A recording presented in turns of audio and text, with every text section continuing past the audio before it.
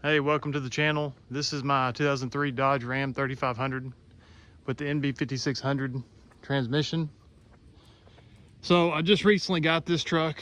I have a 17, which I've had for a while, but I've always wanted a 5.9 manual, and the price was right on this one. Now, as you can see, this is not perfect. This truck has a lot of issues. It does have 374,000 miles on it. We'll just do a brief walk around. Pop the hood.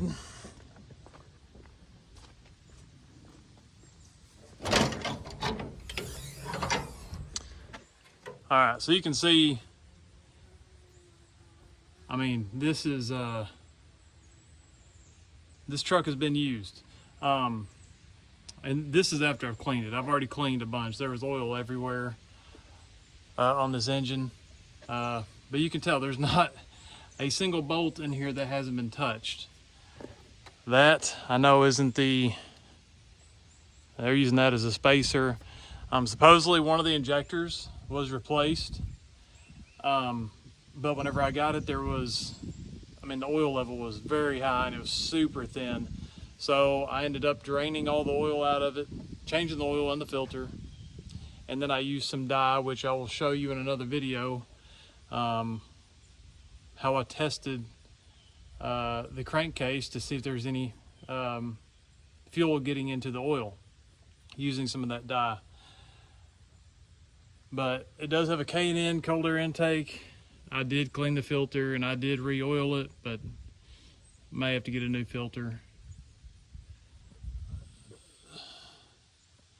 Other than that, it's pretty much bone stock. Supposedly it has a tune on it.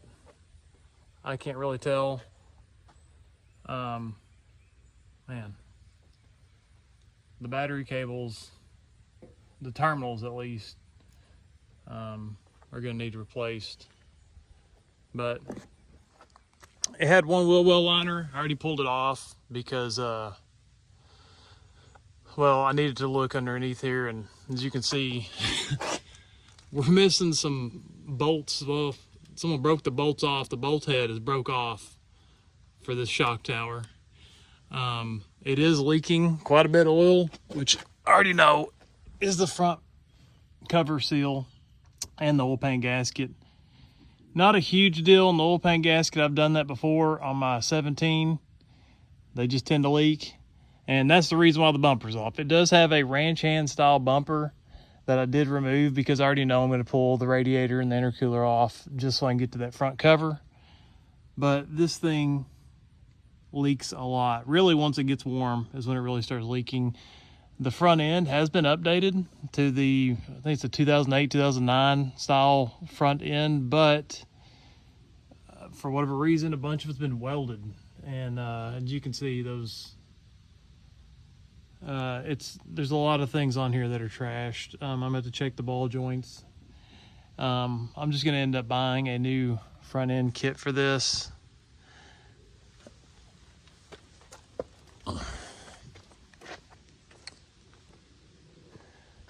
But you can see the cruise control doesn't work. There's still some stuff that needs plugged in. That CTS2 I pulled out of my other truck and put here just to monitor some stuff. But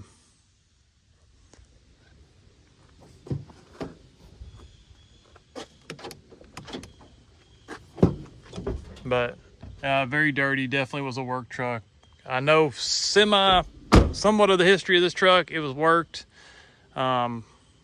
Pulling hay, and everything else. It does have some rust, which is going to have to be addressed. I've never had to deal with that, but so that will be a learning process. We're going to change that out. Probably cut that off and, weld it up and replace it. But so interesting enough, it's got this CM flatbed.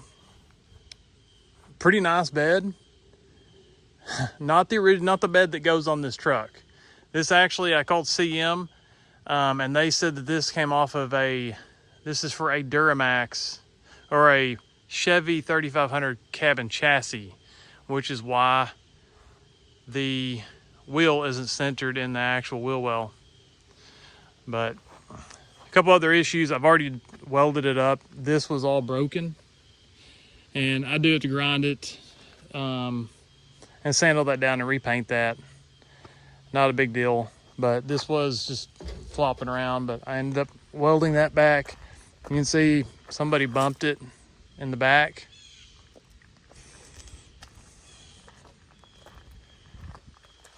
The exhaust on this thing, it had a 4-inch to 5-inch exhaust that was basically welded. I mean, it went from a 4-inch to a 3.5-inch to a 5-inch. So currently all we have is a downpipe, because every hanger was broken on this thing except for one. So I just pulled that exhaust off. Now I did spray this off. I mean, it's hard to tell. Video really doesn't do it justice, but it's still filthy, you can tell. But I don't really want to spray that off until I put that seal back on the transfer case, which I do have. The shocks, I replaced the shocks with these used Bilstein shocks I had from my old truck that weren't completely worn out. It has airbags. The passenger airbag does leak. And let me see. Oh, another interesting fact about this truck is this is not a dually axle. This is actually a single wheel 3500 axle that came on the truck. The truck was actually originally a single wheel, but they put a 2-inch spacer and bought the dually wheels and put those on here. Currently I'm on the hunt for a dually axle, you know, or if I could find a 3500 red 8-foot bed, I mean, I'd be interested in that as well, but really I'm looking for a dually axle. We do have some carnage in the limited slip, which I've already made a video of that, which will be posted soon.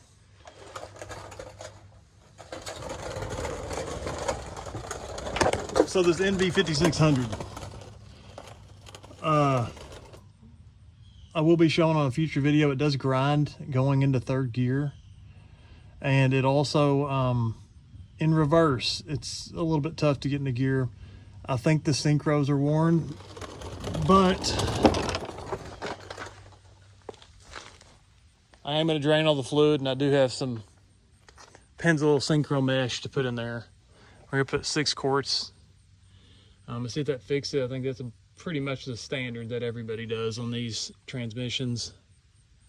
But change the oil on it. It is a leaky engine because that front cover, it is just oil everywhere.